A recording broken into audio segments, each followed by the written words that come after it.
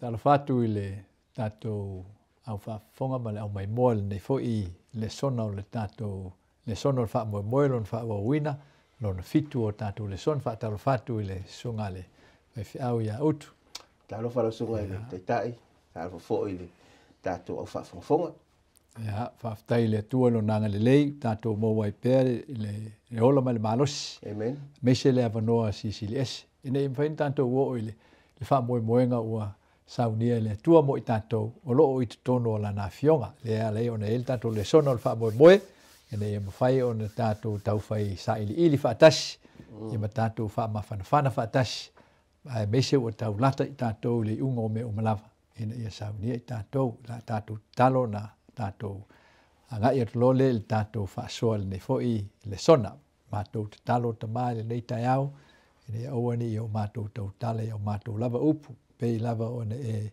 sila fia le ia le tua upo le ola mai la fio mato te ola ai e fanga ngana ina i mato ni o mato lo na mato o vatu ia te oele vi inga mato talo tua i lo swafa Iesu amen tolo tanto tal no pe e fa tau nga i le fe au o le tusio EPERU o lo au mai ai mo i tatou se fe au tau mo aso o le iunga o te mi ngata ai me uma ona fa tau le o tatou susu o nei kwata i le tatou o por o ngatonu le tatou yai ia matatou sai ili atili o le vaso le te an tatou total no fo i le feitau lang sili o Iesu le feitau lang sili tau ia le ia vanga wa pe o le vanga na le taula ia ile le tatou susu nga atoa mo tusino EPERU o le favor feitau lang sili o Iesu le fa tu sa nga ile favor fa tau lang sili fa le langi le fa singo ile le fa na o salevi a levi le na ye o si tau langa ye o lo fa nga ina tono tala anga o le fuanga le tua mo le fa o tanga le na ave le no Israelu no wo uma na fa ola ele tua ia le nu mai ai kopito le mesa nofo polonga ai ia ona au mai ele fionga le tua le tala anga la e motato awa ina le na fa vai mai le tua le osinga fe ngenga mo le tatu tal no ai le fa upo tato le tula fono ina wa au mai le nu o Israelu pa ave ile vao ina ta miro le o i fefo i Sinai ya ona mo ai au mai le fa mai IOANE le tusi mo fo le IOANE na au mai e mose le tula fono o Iesu Keriso ona mai le alofa tu no ya so o vai ngana lu le e fo tato titira e al tal angala le tato mo mai le fatu tu sanga le fa ngai polo i le EPERU i le favor fa tau langa sili le upula polo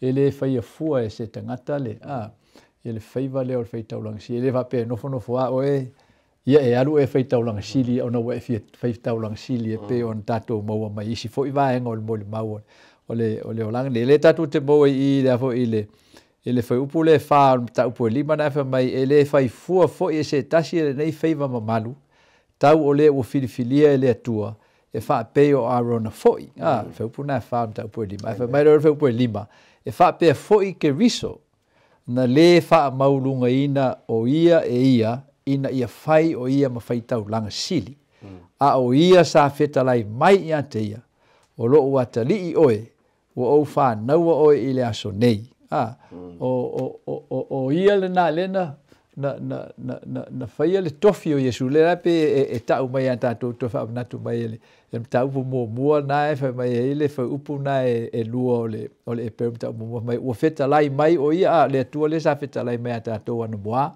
le o fetalai mai o ia i tatou i nei aso e ngata ai e lona alo fa mai ro le o le o to fia e ia e fai mea umalava mona tofi so i ngale na mata mai ai le osi nga fe nga le o fa vai i le osi nga fe nga le tua fai pe mal ai ngata talu mai lava le amatanga le fa sino e upo polo le EFESO foi le o le fe nga le tua le o singa ole afo o le tongi ola le mai maboe na fa va na faia e li fa vai na le rolangi so ai tatu te li tai a ona tau nu mai ile fuanga le tu leva na ile fuanga o le fa o tanga ile feiva la le o fei taulanga ona o le mata upu al ne o le angsala awa o le fili le tatu te fa sanga i tatu ali pasta le la tatu tau fai e fa so atili tatu le sona verso nei ma nei al lu tale fa o Iesu o le taula o le anganga amen ma nei le atal nai tatu te bobo mai na e fa tau ia Iesu ona o le fa la utelina mal fa atotoina na o upu ia ta mo le fa mai o le tua la ia na moale sa feta lai mai ale perfetta ma a le la o feta lai mai nei lo nalo o tu so le fa le la feta lai mai nei lo nalo e feta lai mai o naso ngatai so fo linga mai o le fai ungo me uma o ile te walunga iai me uma le fuanga le tua mo le fa'alutanga e fa tau ia Iesu so le atala le uta to mo nei o le taula e malos tele wa le lau fa ali me ata tole e tumtumunga o le ngai o inga le ngai yoi me ale tua le amatanga le faingo ta to lo na fa tusa male o ino i tātou i onala, ia male tātou pa u i le angasala, ia ai wha au wau e le atua lana ngā ruenga o le afo i o le wha au la ina lavo i tātou mai nā. O le alau tātou waine i, o le taula lea o mea umaia na whai e le atua o Iesu. O le taula lea e afo i le lavo mai ne e tātou. Ia, nei vaenga nā e tau whataatia tuaile, le ata lau tele o le tātou saini i linga le tau whai. So o le whaiwala leo o tu umea tātou. Tātou talia fisiri whapea mō tātou wai. Whapea whea lana o ngāle le whaiwa whaataulanga sili leo e sua mele lena i tātou vasaro te le whaiwa o le whaitaulanga sili wha meki sa teko. Leo tātou tal noe nei wā nā le whaasino ia Iesu. Pese i o le mena leo tātou tau nu iai. A lea lala tātou wawa ai iai.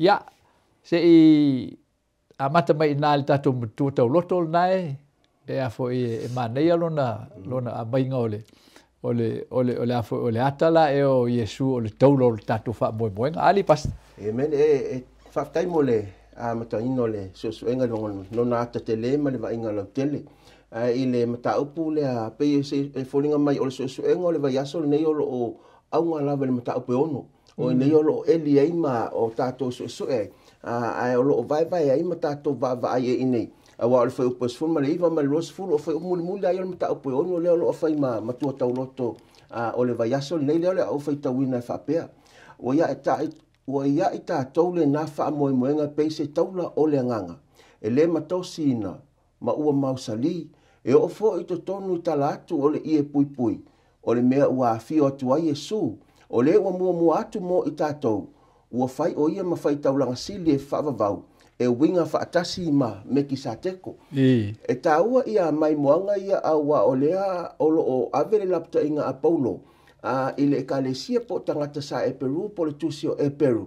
Aua ua amata o na leiloa le wha moe tangata ia Iesu amata o na tu umuri ese mai ma le tala le lei. A lea ua fai mai le wha amtalanga a Paulo. O le nalo ia te o tole wha moe nga e pe o se taula iai le nganga o le taula o le mele ta fiofi mauina a le vaa pe atu le sami po le alava la le soa o le taula le na te tau ina ma tau firono ina o se isi ata fata itai i le soifuanga ma le olanga o le tangata e po le alava la le fesoa ina i whaafi tauli o lo itau o le soifuanga a fai o taula lo wha mo ia Iesu e le ila se me popo le lo tangata ma lau savalinga wha nganga a fai e tātou te fo i le mata upu e lima, fai o pasuma tasi o se furu malifa, o no tātou maita wina ilea o vainga o lo o tutupu le ekalesia, na mafu ai o na apu ai Paulo, i le taimi le nae ma o fai o pasuma tasi mata upu e lima, fai me o tangata ua awa o ngaka, ua matua i fiwe o pei wale mana o ina, ai o pei mana na o ngata i le mele sa i lo le amatang, a wale mana o tupu fa le nganga, i fai o pasuma tasi, ai te maua foi o se fulu male lua Fa mai fam tala nga polo o me la le o ka ko ya o ko ka mo nga marka mai o to tau to ya o mai o to mata upuna mata mai fa mai polo o ka ko fa fo o to le fa upula va sfulu ma le lua fa mai fam tala nga polo no fa e tatau ye le swa susu a le o me ano o lo no winga o ele o tala no tanga to o la to le lo le tu o lo tala no ele ekalesia o nisi o leva no mai le ekalesia ai le tupu fa le nga e tu ma o le me no mai malato me fa mai polo o leva o kololo ale a ku ke le ma ku ku o le me la le se kau ala ya o ko le me swa susu ele kau ya o ko se me ang wa e fa tau e fa upuna suma to fa mai o la to uma susu le swa susu ele atama mai la to fa fonga ta ho e mana malama ele mana o tupu fa le nga ma fa nga le e fa no no ele ma fo pe fa no ni si fa mai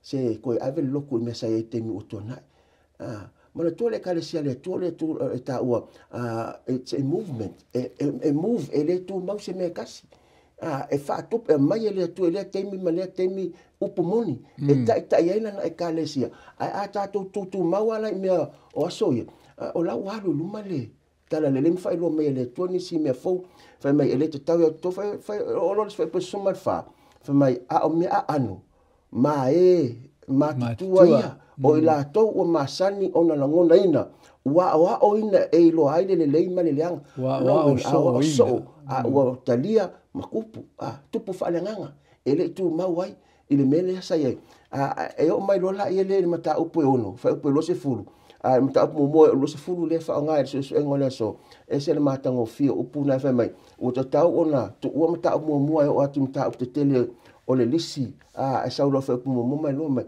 o ka un ke o ku menga ai mata upu e ka un fa lo mai lo baptisonga fa masinonga fa vau o le fio mai o Iesu o mena o to tau ono o ele fa ai ta ala mai wa ku me momona nei lo mai ma o se so engole so ele ngata sa fe ngai le leia matangata EPERU o matua tala fe ngai mata to le so ele sa valinga le kalesia mo no tangata fa tu awa o lo itu tonua ai ko kele ala to le foto si mai nei ele apostol na fam talanga sa fa ya koronito mo koronito no mata apostol fa mai le au soi wa ole tautala ti ati o to pe na utala no tangata o mato fa le o utala no va ku so asusu mo ko o lo winga o ka ngaka le tono le tale le kalesia ai lo fa no tupu fa le nga o se fe aula mo tato le so wale la tato sa va le ila iso so engole sa pati o le va ya sole nei ile mata upu le ono ai si o tato eli mai la ia fa mon yang o lo ia mai le tu pe o le merna le fo e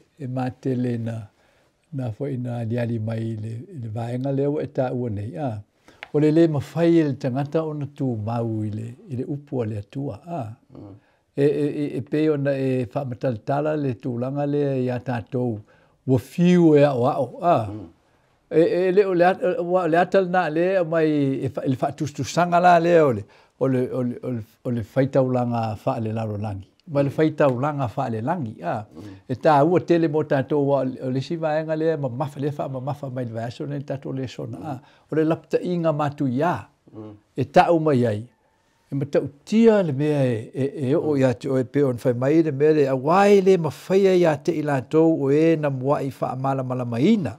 Na lato tofo foi le mea foa i foi na mai le langi fa upo e whaamta upo e ono. Ma ua wha tofu sia i le nganga pa ia. O e ua tofo foi le upu le leia le atua ma le mana o le ola atali. Ma ua pa u i lantou, e le mawhaia o na toi whaafowina o i lantou ina ia salamo. O le mea matuyana le i awa lewa e tō laulawina le vaivainga la le o le tangata. A le wha mai paulo i.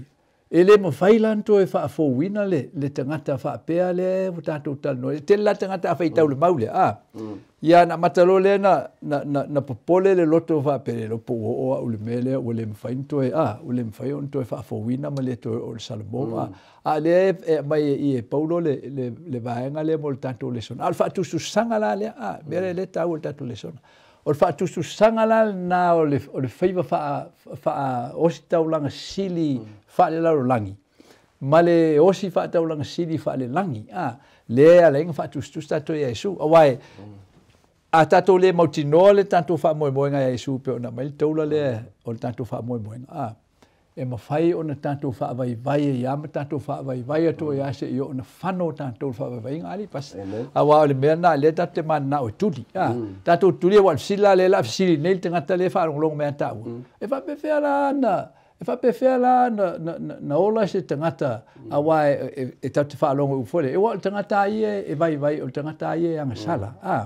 Ia a le mea nā le tali mai i whaataule, whaatususanga lea. Wa mere le ave e tātou le Lesona lea. Wha lefa mai o tātou tofo le upu le lei. Ia, a le mawhai malvaanga lefa mai, e le mawhai foi o na toi whaafo wina. So o la tonu le afo e le whiau lea e tā ua i a tātou tilo e au ngā il whaatususanga le mo tātou. E tātou te mawhaia e le i le afo i le tofi leo mai e le tu e tātou. Po le mea e tātou te whiua e whieli e tātou te le mawhaia la. Whaftai e tāua wa i le vainga mua o tāua o le mea o atu ngalu i le apostolo o tangata i e lua mua. O le tangata e le tupu whaaleanganga ai tu maua i mea suasusu. Lua, o le tangata i loa le Iesu, ai toi alu ese maima le tala le leia Iesu. Pe o mea i lua, o leo wa uma ona ia tofo i le whaamanuanga ma le lei o le atua. Pe a whai la tātou te o i le whai upu le sa e whai tauna nei. I le EPERU na e ono le whai upu e wha ma le whai upu e lima. E lima le lei mea ia lo ta ua mai i nei whai upu ia. O mea sa tofo i ele tangata ina ufatu sau i talia Iesu. O le mea mua o le whaamalamlama ina. O le ale mea o le whaamalamlama ina. E te maua le EFESO le mta apu e lima whai upu e valu. A wawhai mai, a wasa o tau pō li uli ana mua. A o le neua o tau malamalama i le lii. Ina sa vavali ia pe o e ua malamalama o no winga o le whaamalamlama ina. O lo walu ese mai le pongi sao le angasala. Ai ua e sau le malamalama o ke riso e manino ai mea uma. Ai ua e koe sa vali ese la. O le isi na fautuanga mafuanga. Ai sa tofo le manuia ma le whaamanuanga le tua. Ave ese me le tua peona ese le tua Israelu mai kupito. E peona ese le tua le no le tua mai i Papelonia. Toi fa sa loto mai. Fa pena le ave ese na mai o tātou le so. Tātou te le i Papelonia le kupito. Ai o le lalolangi o le pongi sa ma le ngasala. Lea wa ese mai fa mamna maina. Lua e te maua le fai upule na ele fai upule na ile mta upula vale onu fa upe fama le lima melo na lua fa mai wala to tofo le mea fo ina mai le langi o le fesili o le ale wingo le fa mtalang me o fo ina mai le langi e fo so lua no fa upe valu fa mai awa o le lofa tuno ua fa ole nai o to le fa tua ele mai ate o to fo ile o le mea ua fo ina fo mai ele tua ua fo ina mai ele tua o no winga ua tofo ile lofa tuno le tua ala le ilo tato temia tato te talia ile tala lele ua fa mangalo ina tato sala ona ile ona tato ngaluenga ai ona o le lofa tuno le tua tolu ua tofo fo itangata ia e o mai mato ese po la toa o le no fo tonu ai lo tupu fale ngang ua tofo ile mele o fa tofu tufusia ile nganga pa ia le melo no tolu le te mau lava iso fa tau fe pe fama le lima o mta apo onu o fasili la le winga roma e valu no fa upe lima fa mai awa o e ila le tino e loto atu ila to i mea le tino o e ila le nganga e loto atu ila to i mea le nganga o no winga e fa lango pe e te tu natu e ta ile nganga pe nga onga e tau o tangata e kalesia ai e te ola lava i mana onga le tino e te fa lango i mana onga le tino o le melo no fa mai o te mea o fo mai o mea sa tofo e tangata le lo tala no ele apostolo Paulo melo no fa tofo le upu le leia le atua te mau ia i tono fa amtalanga ni o le fesilio la le winga fai pe suma fa tu si yoane mta mo mai ua liu tino tangata le lokou sa mau foi o ia mai tātou na mato mata ilo no mamalu lava leo le alo o tasi o tama ua tumu o ia ile alofa tu noa ma le faa maoni o le upu le apo o le afionga le tua lena liu tino tangata maliu mo matoi tu manu malo mai le ua afio ile langi le fai mai fam talanga tatou maule au tui o la umu atu mo tatou o la umu fatali me i tatou pe afai e taula lo tatou faa mo ia Iesu ma le vaenga no lima leo lo ta uine i tangata le tulu temi na talia Iesu fa mai na tofo le mano le ola atali tofo le mano le ola atali a fai fisili o la le wingo le fam talanga yo ne lima lo suma fa mai e moni o te fai atu o tou o le fa longo mai ila upu matali tonu ia te ia nana awina mai au o ia te ia le ola e whaavau. E le o fo ina whaasalaina o ia. A ua o atu ia le ola sai le oti. A ono winga, o le taimea tātou te tali ai ia Iesu, o tātou talia fo ile na awina mai ia lona alo. Ona iei lo le tātou le ola lea. Le ola lea na maua mai ia Iesu. A pe o mai moanga ia, ma ua vai mai nei i vainga ia lima, toi whamanatu e Paulo, o me ia tātou maua. Te mina o tō ua i o mai i le tala le lima tari Iesu, ngau tō tofa i le anga le leo le atua. Ua mea, lea mas tau mea na whaia, i posa o mea fo e whaia, ai ona o le alofa tū no le tu. Awa o le mena le tau tuli a el tātou le sona le mo tātou. Ina ia tātou i loa le leo na whātou langa i le afo i le whaiva whaosi tau langa o Iesu malo na whātou taunga ia i tātou. Awa mena le na toi lui ai fo i tātou i le si vai sotu le na i talatu atu mo i tātou. Ina ia tātou le whamaile le mtaupu le whāno na whai upu e lua. Awa foi o tala ina mai i tātou i tala le pei o i lātou. Lātou lai o Israel tuai. A ua le au ngā le upu na lātou whaalongo i ai. Ina ua le whaatatau wina ma le whaatuatua. Ie na whaalongo i ai. Peo le mena le tuli ai i tātou mata upu le. Ina ia tātou mauti noa le leipo le admelen tātou whalongo e wad mena lena lui tātou i e Paulo no whamai o Paulo e a tātou. O whai mai le whionga le atua. O matua le lei a wala le atua e mai e a whai atua le whalongo te tai i tono le vau le nu o Israel un whamai lo le atua. No o wita ai mo o tau toai. La tau te le sao atu lava i lo o mano longa. O le peo le mena le tuli ai i e Paulo e a tātou o le mere e mo tātou. O whea la tātou te mano lo ai. A lea e manino mai i tātou le sona lea. O Iesu a le tani. A wai e le mawhai e tātou ni a tātou ngā nuenga o na tātou au sia le whao le tanga le atua. Mena le e tāua tele i. O le au mai e ia e Paulo le whaatustusanga le mo tātou. E senga o le whaitau langa whaalitino. Ma le whaitau langa whaaleanganga.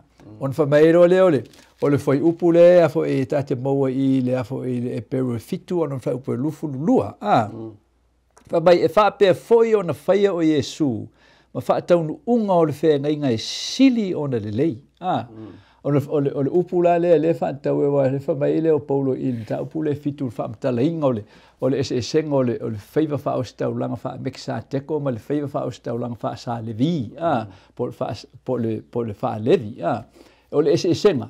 Ua fiu o si tau langa i lalo e winga whaatasi maa ronga e whai le whaiva o lo si tau langa. Ai leisi isi e o lai. A wa aisea.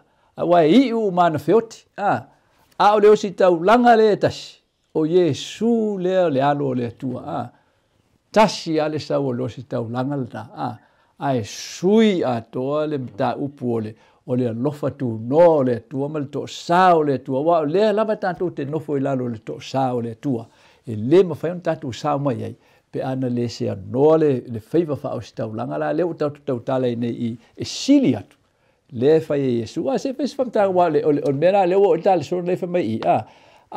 Ua le to e lava se tau langa mo ang sala. So le lai whamai Paulo i. O le mea le tupu i a tātou. A whai lava e whai loa mai pēr le malamalama lea, mai e le tua e ala i lo na alo leo whetalai mai i tātou. O wa le alo leo le malamalama le tatanoi, le wha asinoanga i le soifuanga o Iesu. O tātou tilo, pēr whamai i a IOANE. O le na mātou mau whaatasi, mātou no nofo whaatasi, mātou a ai whaatasi, o tango i ei o mātou lima. O ia le nā. Lea o te mātou te mori mau atua i a te utou. Ina i utou loa, whamai leo leo Ioane i ana tusu singa le tusi mōmōwha leo Ioane. Whamai o le o iei le ano. O iei le ola. O le o i a te ia le alo le atua. O le o i a te ia le ola. Le lo loto le nā o le tong whai a i le tātou le sona le i mai a tātou le i a tātou mauti noa. O le ato toanga i o ngā nuenga Iesu le o whai mo tātou.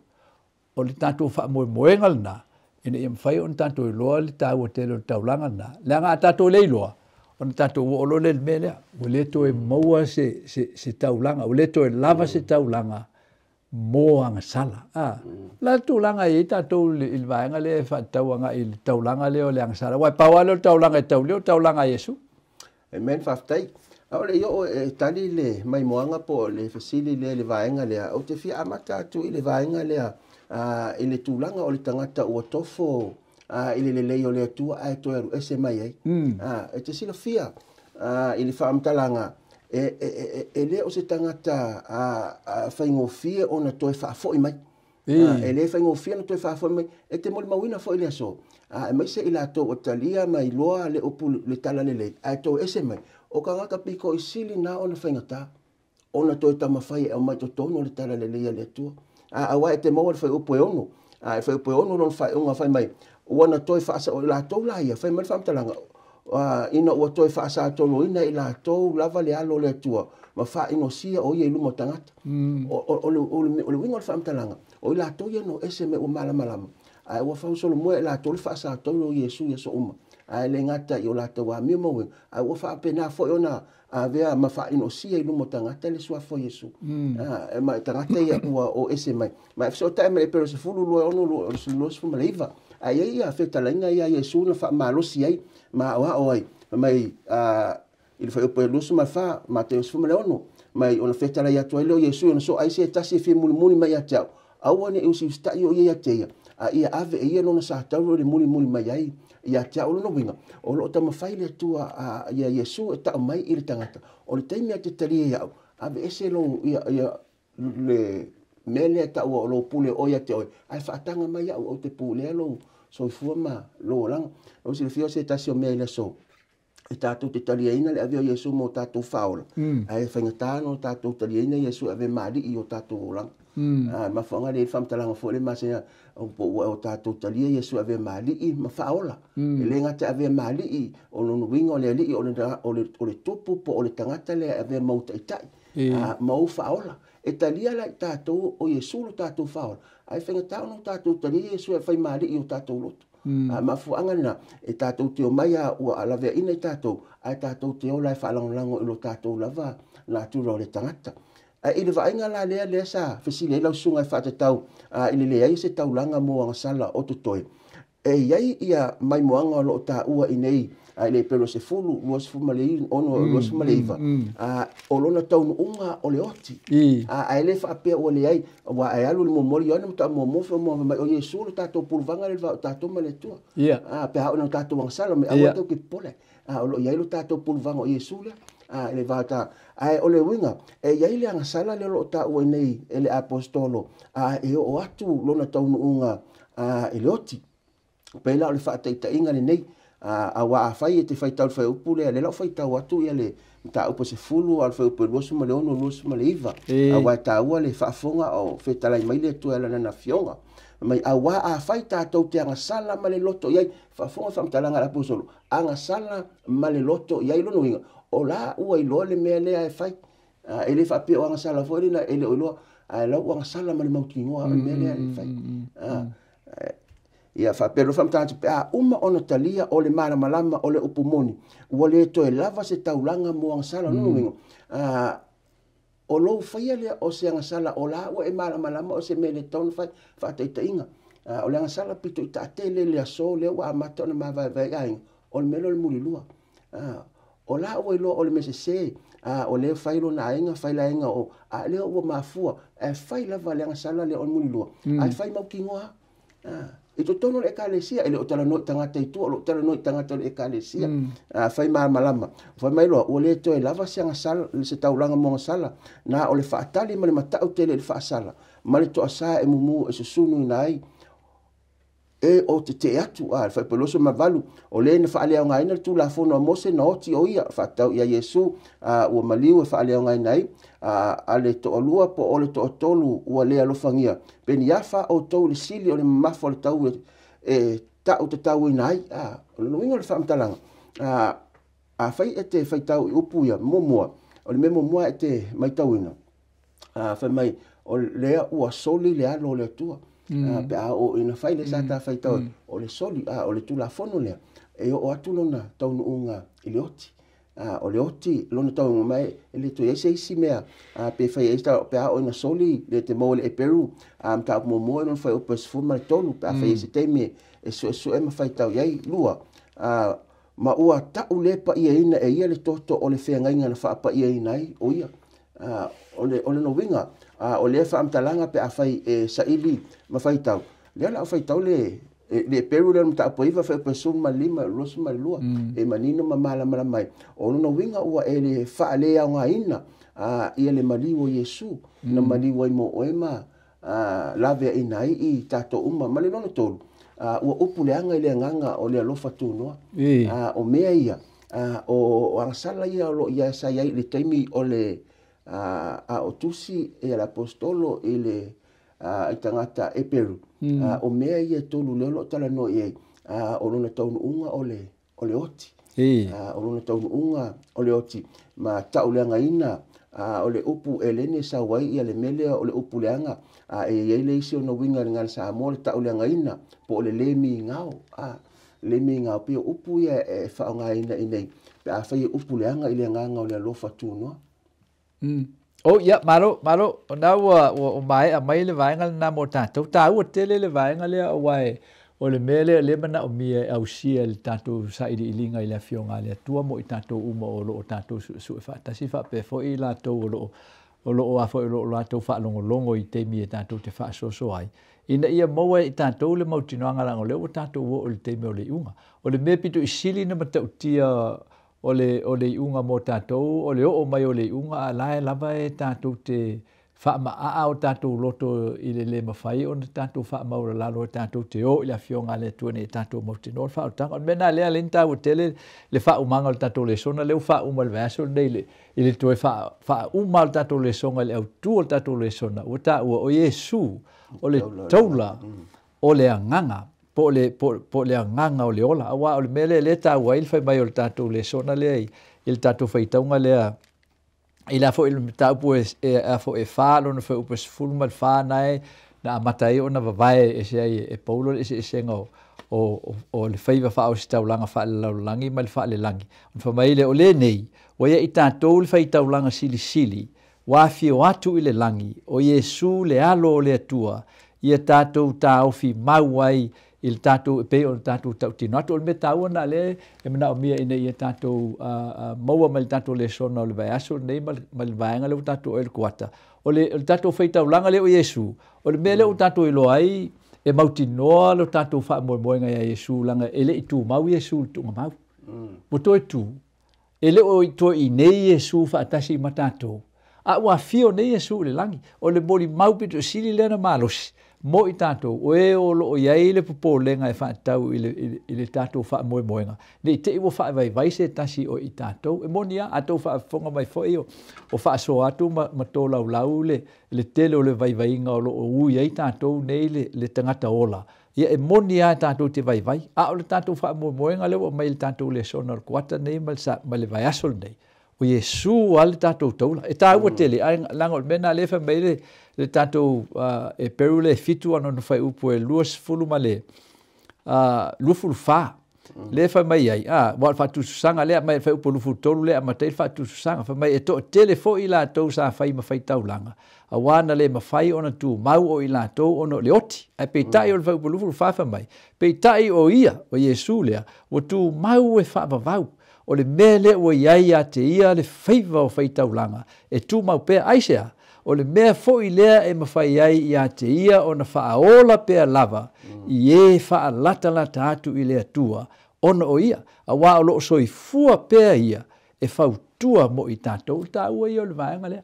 Ina ia tātou iloa. O loo ele ina nālu o Iesu le langi no umana toi tū e wha pena toi fo I le langi e ta whao ma fo I ma malo lo ua uma ia lana ia vaenga. Ele ai, o lai whau tua mo tātou. Ona o le whaiva lea o le whaitau langa ia Iesu Keriso le ta o le whaitau langa wha meki sa teko. E wha vau longa tofi. O lona wha vau le nā. Lea lai o na matu ia tele le tātou wha maa apea ma tātou le talia o ia. Langa o leo o mai a tātou lea fo I le wha mautinoa ngai upu ia o le EPERU se fulu o na wha upa se fulu ma leiva. Wha mai o le nei, le au soe, o tātou sa o loto e uru watu I le mea e sili o na pa ia. ono le toto o Iesu le mele le fa sino le tato matua le tato a matai le fa mai le tato matua ia tato o le malosi o mautinoa o le tato fa mo boenga le o atu foi to tonu i talatu o le ie pui o le ie pui le fa sino ele na masai le tau Iesu lungo sa tau o to tonu me pai o le mena le fa tusa ele no fo ali i pa ia o le tua e matautia ele mfaina du ese tasi to tonu le fa mai i le tato fa mo boenga le o foi to tonu i talatu o le ie pui o le mena fio atu wa Iesu o le ua mo atu mo i tatou o fai o ia mawhai taulanga sili e whaavavau e winga whaatasi meksa teko so le whaamoemoenga na le mo i tatou o tatou o mai le whai unga tatou Lesona ia tatou mauti noa po le lava le matu ia o le anga sala e te o iai po le a fo ilo pe on ta ua le sunga le whaiwhi po le a fo ilo ia lo wafo ia lo toa e te anga sala ia e tingana e malama i lau mea na e whai ara e whai o le ai fai mai le tatou Lesona lea o e lava matotoe le toto Iesu Keriso e mawhai e ona toe ave tatou le Salomo awa le meta ua na awa ana whaapea e le mawhai e le taulanga ia Iesu Keriso ona whai le tūlanga na mo tatou ia e māleia ma tatou le māleia e whaavau e whaaftai le tua o mai le tatou Lesona ne le ai o Iesu la elo o taula mo tatou o lo fautua mo tatou le langi o le so e whaalongo e lona si ufonga o wani whaamaaro loto o whani whaamaaro loto ai sea langa o le toe ava noa lea lewa tu mai nei le tua mo i tatou e tatou te sala momoni ai ma tatou la fua i atu mea uma i le whaatua tua ia Iesu Keriso o na tatou wulu ai lea i tonu o le malo longo Iesu o le atua pe on whamai ele ia le tatou wafo le tatou maumulmuli lea le mta upo e whaano na whai upo e se furu ma le tasi o le nei nā tatou whina uia ina ia sa watu i le nā malo longa ne iai se tasi e pau i lona wha o ao i lo lātou wha longo ta a wā o loo iai a tātou le hosi taulanga sili a Iesu Keriso o loo wha fonga mai le langi o loo ia a mai a pēa mo i tātou le afo i le wha mo boenga lea ina ia tātou mo wai le sau niuninga mo i tātou mo tātou whanau i le ola e whaavau ia whaaftai le tuai i le nei fo ava noa o tātou mo le nei fo i le sona ina ia mwhai on to so o le tātou Lesona o ni ngalo le tātou Lesona mo le vaiaso o mua o la tātou toi wheloa i e fo i ia ma tātou toi tal noa e whaatau ia Iesu ia o le pulu vanga o le whenga inga fau ia ai mo le teminei ia manuia le whaasausanga o le tātou au whaafonga whape fo i le whamanuia le tua i le tātou vesenga o whaiaonga sunga le whau ia ala tātou whai o le tātou talo no mātou ta malo langi mātou whaftai le tua le mano lo wanganga pa ia na te itaina i mātou upu moni uma mātou te talo te itaina i mātou le so i laua fionga ene awani o mātou whata mala e upu o laua fionga i mātou te olai ma mātou wolai ina i o mātou wola sau niuni ma whata tali atuai i le aso te whaali mai ai o lo mātou o lenga le i lau suafa Iesu Amen.